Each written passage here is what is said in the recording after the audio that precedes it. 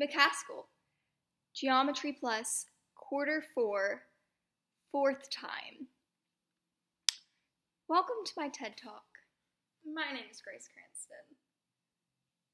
I will be using geometry to tell you why math is important. Because geometry is a math. Didn't catch that. Why do we need to know this? Am I ever going to use this? Can't you teach me taxes instead? These are all questions that our high school students ask themselves every day when they walk into class, especially math. When you have the mentality that something is not important, you are not going to try your best at it. This is why the US continues to rank horribly in math and science compared to other countries, or at least higher developed countries. In order to change the scores, we have to change our mentalities. To do this, I'll be using the geometry that I have learned in Miss McCaskill's amazing class. As both a geometry student and a former hater of math, I think that I have some pretty good credibility to be telling you all of this. At least better than some 50-year-old who thinks we're all just too lazy and don't want to try, but wrote a book, so you know they're credible. Yeah. Today I'll be telling you why I know that geometry is one of the most important subjects you will learn in school. Look at the building around you. This is the result of a unit that we just learned, which dealt with looking for and making use of structures in three-dimensional forms. Architects use geometry every day, and without them, we would all be sitting in the dirt. In general, many buildings use the core fundamentals of geometry to create them. One of the most notable amongst these would have to be the Gherkin in London. The Gherkin is one of the projects that SMG was involved with, and is a prime example of how geometry was chosen to satisfy constraints. Going by the official name of 30 St. Mary Axe, the building is 180 meters tall, 3 times the height of the Niagara Falls. There are 3 main features that make it stand out from most other skyscrapers. It's round rather than square. It bulges in the middle and tapers to a thin end towards the top, and it's based on a spiraling design.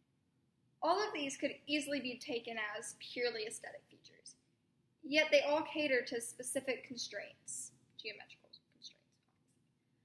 Yet another example of geometry in architecture is the Eden Project in Cornwall, UK. The geodesic domes, made of hexagonal and pentagonal cells, were made using all sorts of geometry.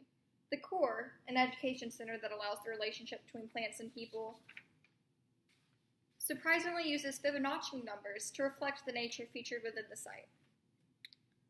However, many of us probably don't want to be an architect. Maybe it's not our strong suit. Maybe we want something different. But you'll still need geometry in your life. It's very important, and it'll affect you in many ways, even if it's indirectly. Geometry teaches us how to solve problems and deal with frustration.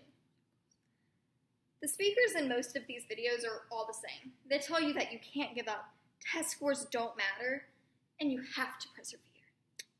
But nothing ever changes. They tell you that you can't give up, but they don't tell you how to stay focused in the long run. Everyone knows what we should be doing. We just can't think long enough to actually stay and finish it. Yeah, you just do. That isn't great advice. Let me give you an example using circles. I absolutely hated this unit. I did not understand it, nor did I feel like I ever would. And to be honest, I probably won't ever fully understand it. That's not really up to me. But I think one of the main reasons why I just couldn't understand any of it was because every time I asked an adult, hey, could you maybe explain this to me one more time? They just assumed that I was being lazy and wanted someone to do my work for me. So they told me to figure it out myself.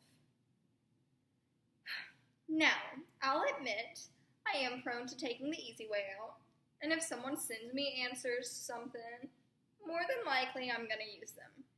However, I do figure it out in the end. It's unconventional, but it works. Somehow.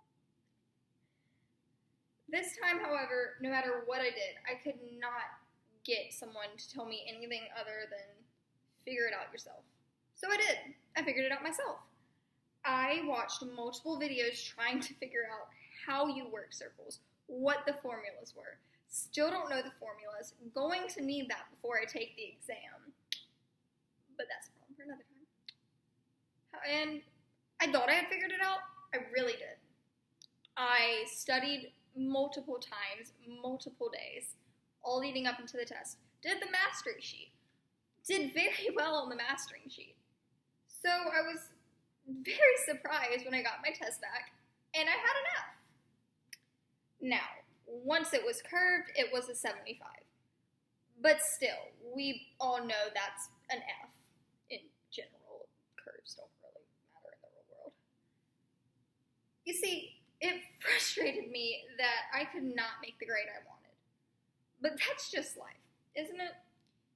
See, even though it was indirect, geometry is teaching me how to deal with my failures and persevere despite them.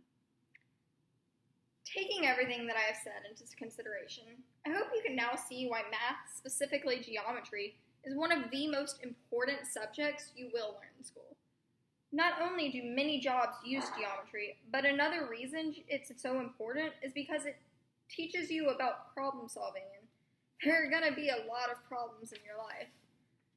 Unfortunately, if we want people to care about geometry, we must make them see the importance of it. Many schools do not consider the maths to be of high importance, putting it over sports and English, which, yes, are important, but so is math. And we need to show people that it is, whether it be, who knows. If you want to change the scores, you have to change your mentality. And once you change your mentality, you can change the world. Please take it. Please give me an A. I have done this 4 times. I can't do this anymore.